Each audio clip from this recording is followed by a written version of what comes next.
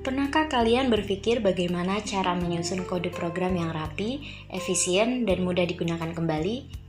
Dalam video ini, kita akan membahas Object Oriented Programming atau OOP menggunakan Python. OOP adalah pendekatan pemrograman yang dapat membantu kalian membangun aplikasi yang lebih terstruktur, modular, dan fleksibel. Yuk kita mulai pembahasannya. Sebelum masuk ke materi pembelajaran, sini saya akan menjelaskan tentang capaian pembelajaran. Peserta didik mampu menerapkan perintah eksekusi bahasa pemrograman berbasis teks, grafis, dan multimedia yang mengimplementasikan pemrograman terstruktur, pemrograman berorientasi objek lanjutan, pemodelan perangkat lunak, pemrograman antarmuka penggunaan grafis atau graphical user interface, dan pemanfaatan pustaka atau library. Dengan tujuan pembelajaran, peserta didik mampu memahami konsep pemodelan berorientasi objek dan mempresentasikan konsep pemodelan berorientasi objek. Di video kali ini kita akan membahas 3 submateri. Yang pertama ada pendahuluan OOP, yang kedua konsep dasar OOP, dan yang ketiga ada 4 pilar OOP dengan Python. Pendahuluan OOP. Apa sih bedanya OOP dengan pendekatan yang lain? Jadi, OOP ini hadir sebagai solusi dengan menggabungkan data dan fungsi-fungsi yang berkaitan ke dalam satu kesatuan, yaitu objek. Hal ini membuat OOP lebih modular dan mudah diorganisir, terutama untuk aplikasi besar. Jadi, paradigma pemrograman menentukan cara kita menyusun kode. Paradigma prosedural untuk mengelompokkan kode berdasarkan tugas tertentu. Ada paradigma fungsional, fokus pada pengolahan input-output tanpa mengubah data secara langsung. Sedangkan untuk paradigma OOP, menjadikan semua komponen program sebagai objek dengan identitas dan tugas masing-masing. Pendekatan OOP unggul dalam modularitas, menjadikannya lebih ideal untuk aplikasi besar. Konsep dasar Object Oriented Programming atau OOP. Baik, perhatikan contoh berikut.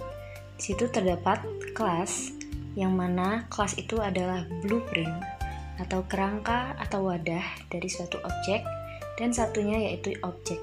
Objek itu adalah bentuk nyata dari kelas tersebut. Di situ saya mencontohkan yaitu ada blueprint dari rumah dan objeknya yaitu rumah.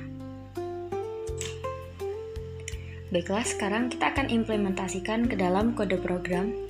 Di sini kita akan membuat kelas dengan nama siswa.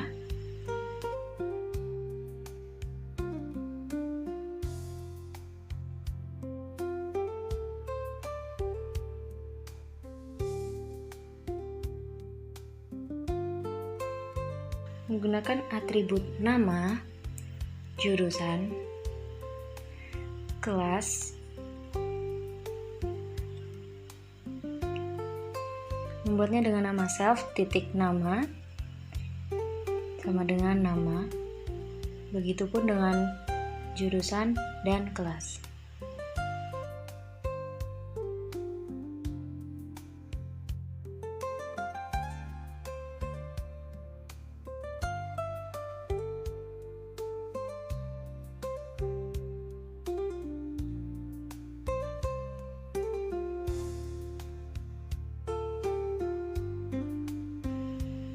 Dan untuk metodenya, kita membuat metode dengan nama belajar.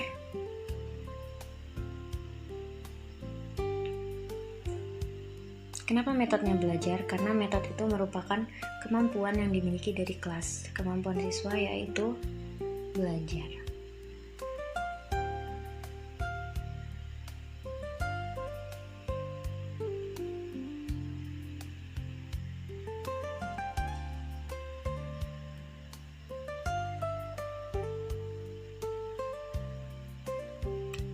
Kita membuat perintah print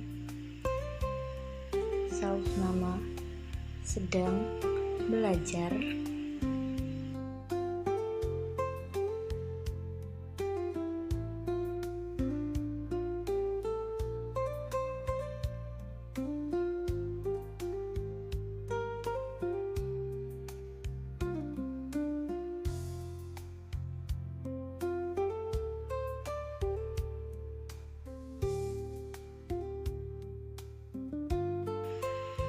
Di sini kita akan membuat objeknya, yaitu siswa 1.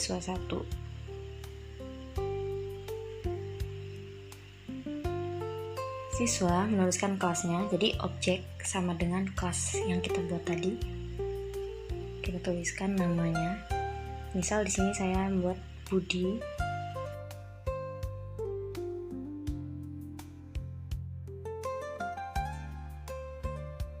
Jurusannya PPLG kelas 11.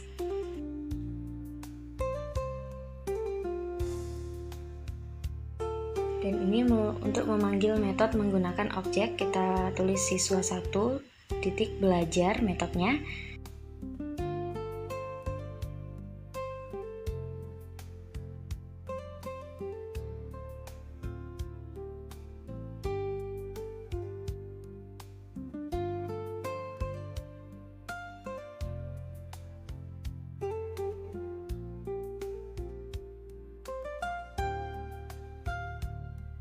Nah, berarti di situ kita membuat kelas siswa dengan atribut nama, jurusan, kelas, dengan metode belajar.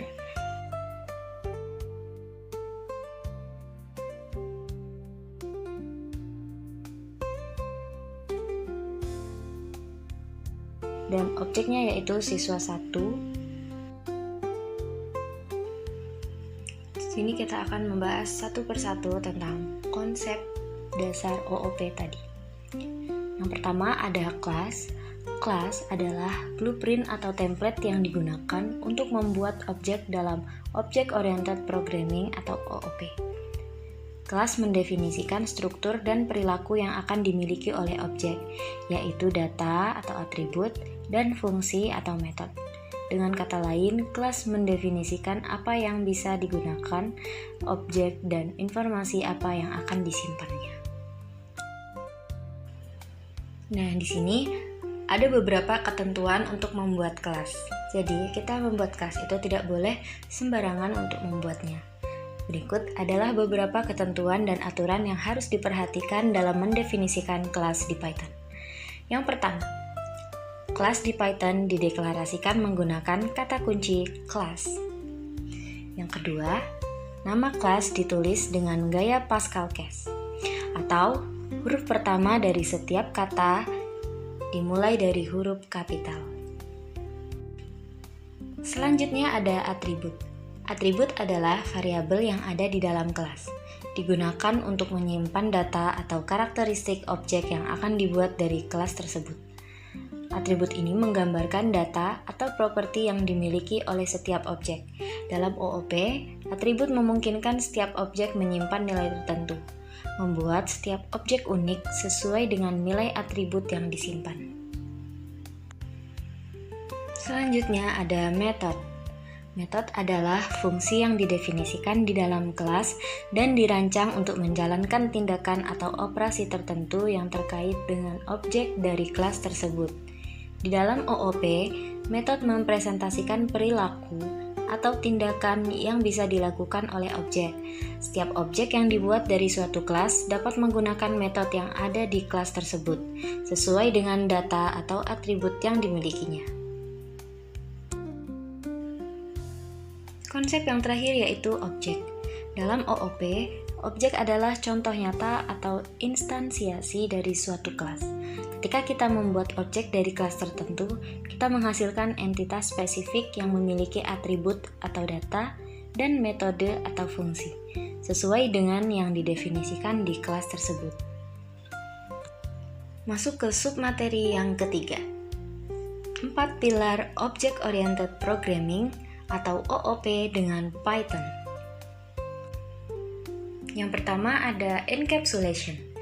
Encapsulation adalah salah satu konsep fundamental pada pemrograman berorientasi objek. Encapsulation menggambarkan suatu ide untuk membungkus data dan metode yang bekerja pada suatu data di dalam satu unit. Hal ini memberikan batasan dalam mengakses suatu variabel dan metode secara langsung, sehingga dapat mencegah modifikasi data yang tidak disengaja. Hal tersebut sangatlah penting, karena dapat mencegah perubahan yang tidak disengaja, bukan tidak dapat diubah. Namun, variabel objek tersebut hanya dapat dirubah dengan metode objek. Selanjutnya yang kedua ada inheritance atau pewarisan. Inheritance memungkinkan kita untuk mewarisi atribut dan metode dari suatu kelas dasar atau base, atau induk, atau parent. Hal ini sangat berguna karena kita membuat subclass yang dapat menggunakan semua fungsi dari parent class. Selain itu, kita dapat menimpa atau menambahkan fungsi yang baru tanpa mempengaruhi parent class. Untuk memahami konsep inheritance dengan mudah, kita dapat menganalogikan sifat seorang anak mewarisi sifat orang tuanya. Sama halnya dengan Python yang memiliki dua kelas. Yang pertama, parent class. Yang kedua, child class. Kelas yang mewarisi sifat disebut sebagai child class, sedangkan kelas yang mewarisi sifatnya adalah parent class. Inheritance memiliki kemampuan untuk membuat subclasses yang berisi spesialisasi dari parent class. Selanjutnya, inheritance dapat dibagi lagi menjadi 4 tipe, yaitu single, multi-level, hierarchy, dan multiple inheritance. Untuk memahaminya lebih jelas, mari kita lihat gambar berikut. Yang pertama ada single inheritance. Pada inheritance, child class dapat mengakses seluruh metode yang didefinisikan pada parent class. Selain itu, child class dapat meliputi metode spesifik yang dimilikinya. Dalam bahasa pemrograman berorientasi objek, pada Python, kelas turunan dapat mewarisi kelas utama dengan cara memanggil kembali kelas utama di dalam tanda kurung. Selanjutnya ada multi-level inheritance. Multi-level inheritance adalah kondisi di mana ketika suatu kelas mewariskan kelas yang lainnya. Tidak ada batasan hingga berapa banyak jumlah level yang dapat digunakan pada multi-level inheritance pada Python. Yang ketiga ada hierarchy inheritance, memungkinkan kita menurunkan lebih dari satu child class untuk mewarisi sifat dari parent class. Dan yang terakhir ada multiple inheritance, memungkinkan satu kelas turunan untuk mewarisi lebih dari satu kelas utama. Selanjutnya ada polymorphisme. Polymorphisme adalah kemampuan untuk mengambil bentuk yang berbeda. Polymorphisme dalam Python memungkinkan kita untuk mendefinisikan metode pada child class dengan menggunakan nama yang sama seperti pada parent class. Dan yang terakhir ada abstraction. Abstraction adalah pilar terakhir dari keempat pilar pemrograman berorientasi objek. Abstraction memiliki tujuan untuk menyembunyikan detail yang tidak terlalu penting dari user. Python memiliki modul untuk menggunakan Abstract Based Classes atau ABC. Modulnya bernama ABC.